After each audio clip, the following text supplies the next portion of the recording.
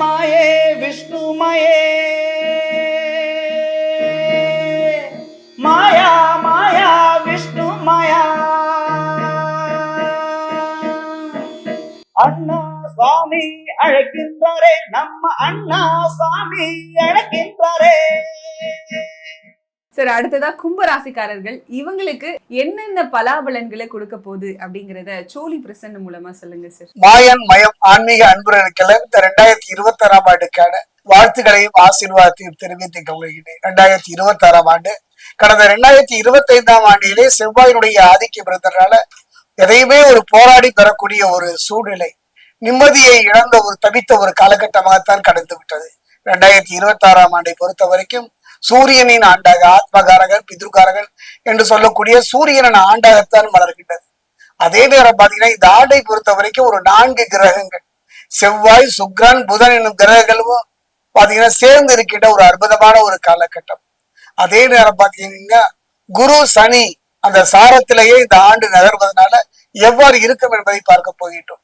அதே கடந்த ஆண்டை பொறுத்த வரைக்கும் ஒரு போராடி நிலை மாறி நிம்மதி தரக்கூடிய ஒரு ஆண்டாக 2026 பார்க்க போறோம். அதே நேரத்துல மாயன் மயனடிக்கு தொடர்ந்து சப்ஸ்கிரைப் பண்ணி ஆதரவு தருவீங்கிற ஒரு நம்பிக்கை எனக்கு எப்பவும் உண்டு. பார்க்கலாம் கும்பராசியை பொறுத்த வரைக்கும் 2026ஆம் ஆண்டு எவ்வாறு அமையும்.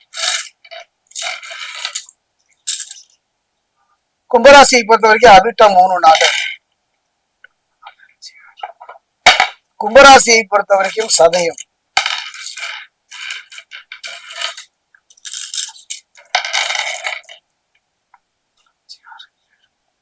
கும்பராசியை பொறுத்த வரைக்கும் பூரட்டாதி 1, 2, 3.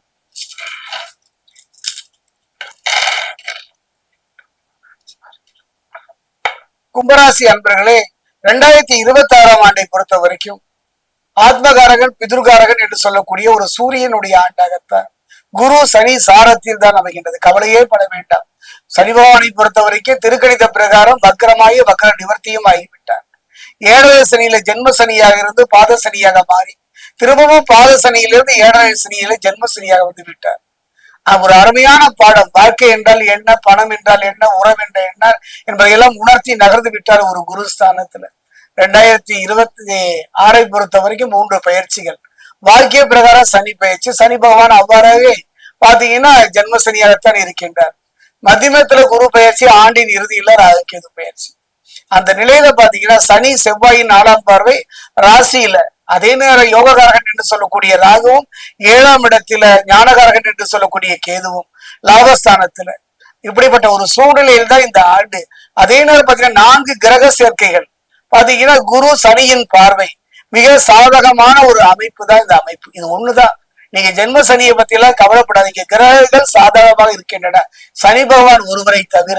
அதே நேரம் பார்த்தீங்கன்னா 7வது சனியின் தாக்கம் குறைகின்றது. இதன் காரணமாக 7வது சனியுடைய தாக்கம் குறைவதனால ஜென்ம சனியுடைய பாதிப்பில் இருந்து காக்கின்ற ஒரு கவசமாக மற்ற கிரகங்கள் இருப்பதனால கவலையே பட வேண்டாம். நல்ல ஆற்றல் பெறுவீர்கள். மன ரீதியா உடல் ரீதியா பாத்தீங்கன்னா ஆற்றலும் வேகமும் கூடும். மனதிலையும் தொழிலையும் வாழ்க்கையிலையும் மனதில தன்னம்பிக்கையும் தைரியமும் ஏற்படுத்துவார்கள். எண்ணிய எண்ணங்கள் நிறைவேறும். குடும்பத்துல அமைதியும் நிம்மதியும் ஏற்படும். குறிப்பா பாத்தீங்கன்னா லாபஸ்தானத்துல பாத்தீங்கன்னா பலம், அது தலைக்கு வந்தது தலைப்பாகையோடு போகும் என்கிற ஒரு நிலைதான். எந்த பிரச்சனை வந்தாலும் இந்த பிரச்சனைகள் கண்முன் தெரியாமலேயே நகர்ந்து விடும். ராசியை பொறுத்த வரைக்கும் குரு 3, 10ஆம் அதிபதி செவ்வாயை சம சப்தமாக பார்ப்பதனால ஒரு குருமங்கல யோகத்தை இந்த 2026ஆம் ஆண்டு தொடக்கத்திலேயே சந்திக்கின்ற குடும்பத்துல ஒரு நிம்மதி, குழப்பம் இல்லாத, பிரச்சனை இல்லாமல் குடும்பத்தை நகர்த்துகின்ற ஒரு நிலை, எதிர்பாராத தனவரவு, தம்பதிகளிடம் நிலவிய மனக்கசப்புகள் சீராகி சிறப்பாகும். ஒருவர் புரிந்து கொண்டு ஒருவருக்குள் ஒரு அந்நியம் ஏற்படும். ராசிக்கு 5, 8ஆம் அதிபதி புதனும் 7ஆம் அதிபதி சூரியனையும் பொறுத்த வரைக்கும் லாபஸ்தானத்தில் இணைவதனால ஒரு அற்புதமான யோகம் தான் புத ஆதித்ய யோகம். இழந்ததை திரும்ப பெறுவதோடு பகைவரும் நகர்ந்து செல்கின்ற ஒரு அற்புதமான ஒரு யோகம் கும்பராசிக்கு 2026ஆம் ஆண்டு.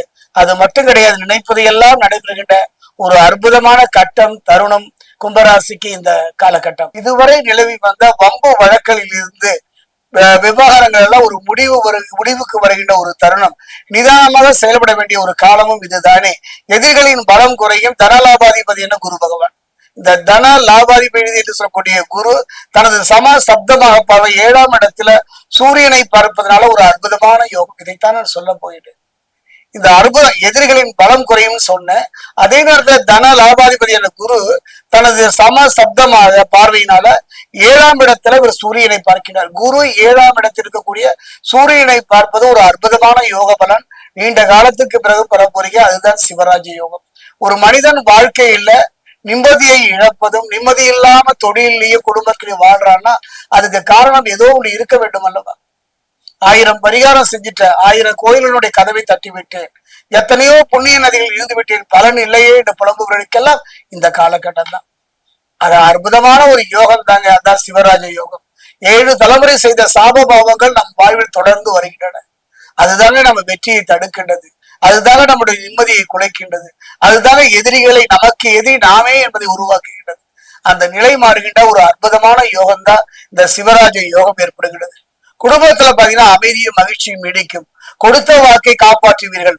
அதே நேரத்துல பாத்தீங்கன்னா ராசியின் அதிபதியான சனி தனது 10ஆம் பார்வையில 7ஆம் அதிபதியான சூரியனை பார்க்கின்றார். அதே நேரம் கொஞ்சம் சுய சாதகத்தை கொஞ்சம் பரிசீலித்துக் கொள்ளுங்கள். வம்பு வழக்குகள் வருவதற்கான சூழ்நிலை இருப்பதனால, குறிப்பா அப்பா பிள்ளைகளுக்குள்ள சின்ன சின்ன மன கசப்புகள், சில பிரிவுகள் வர இருப்பதனால கவனமா இருங்க. ஒரு மனிதனுடைய வாழ்க்கையில பொன்னையும் பொருளையும் மண்ணையும் பட்டத்தையும் பெறலாம். ஆனா உறவை இழந்த பின் அத்தனையும் அர்த்தமற்று போய்விடும். காரணம் விட்டு கொடுத்து விடுங்கள். யார் யாரிடமெல்லாம் நம்ம வாழ்க்கையில விட்டு கொடுத்து அனுசரித்து போயிட்டோம். பிள்ளைகள் அப்பாவிடமோ அப்பா பிள்ளையிடமோ விட்டு கொடுப்பது ஒரு அற்புதம். சகித்து கொண்டு அழுது விடுங்கள். அந்த வகையில் பார்க்கும் பொழுது ஒரு நல்ல யோக பலன் இருந்தாலும் கூட அனுசரித்து சென்று விட்டாலே மட்டுமே அற்புதங்களை நிலைநிறுத்த முடியும். குறிப்பா பார்த்தீங்கன்னா ராசியின் அதிபதியான சனி தனது 10ஆம் பார்வையால 3 10ஆம் அதிபதிய செவ்வாயை பார்க்கின்றார். அதே நேரம் செவ்வாயின் 4ஆம் பார்வை சனி உள்ளது. எதிர்காலத்தை பற்றி ஒரு பயமும் அச்சமும் இருந்து கொண்டுதான் இருக்கும். ஆனாலும் கவலையே பட வேண்டாம். அந்த சனி பகவான் ஒருவரே இந்த பாதிப்புகளை தந்தாலும் கூட தன்னம்பிக்கையும் தைரியத்தையும் தரக்கூடிய ஒரு பலம் என்ன? தெய்வ பலம். நீங்கள் இந்த ஆண்டு முழுவதுமே கவலைப்பட வேண்டாம். அதாவது சனி ஒருவரை தவிர மற்ற கிரகங்கள் ஆதரவாக அனுசரணையினால இருப்பதனால திருத்தணி சென்று முருகனுடைய வழிபாடு செய்யலாம். இல்ல அருகிலுடைய முருகனுடைய ஆலயத்தில் சென்று முருகனை வழிபாடு செய்யலாம். ஒரு முறை திருத்தணி சென்று அங்க சகசிரலிங்கேஸ்வரர் என்று சொல்லக்கூடிய சிவபெருமான் 3 முறை 4 முறை வலம் வந்து உங்க கையினாலே வில்வம் சூடி பாலோ தேனோ பன்னீரோ இல்லாவிட்டா ஒரு சொம்பு தண்ணீரையோ வைத்து உங்க கையினாலேயே ஸ்பரிசம் தரிசனம் செய்யுங்க. அது பக்கத்திலே பாத்தீங்கன்னா பாத சனீஸ்வரர். சாட்சிக்காரனை விட சண்டைக்காரன் சிறப்பு என்பார்கள். அவர் பாதம் படிவதனால அற்புதமான ஒரு யோக பலனை பெறுவார். சனியை பொறுத்த வரைக்கும் அவர் சொல்லிக் கொள்கின்றேன், தன் பாதம் படித்தவரை அவர் கைவிட்டதில்லை. சனி பகவான் தரக்கூடிய கெடுபலனை குறைத்து நற்பலனை தருவார். 2026ஆம் ஆண்டு பொன் வைக்கும் இடத்துல பூ வைக்கிற மாதிரி நற்பலனை தரக்கூடிய ஒரு ஆண்டாகத்தான் அமைகின்றது.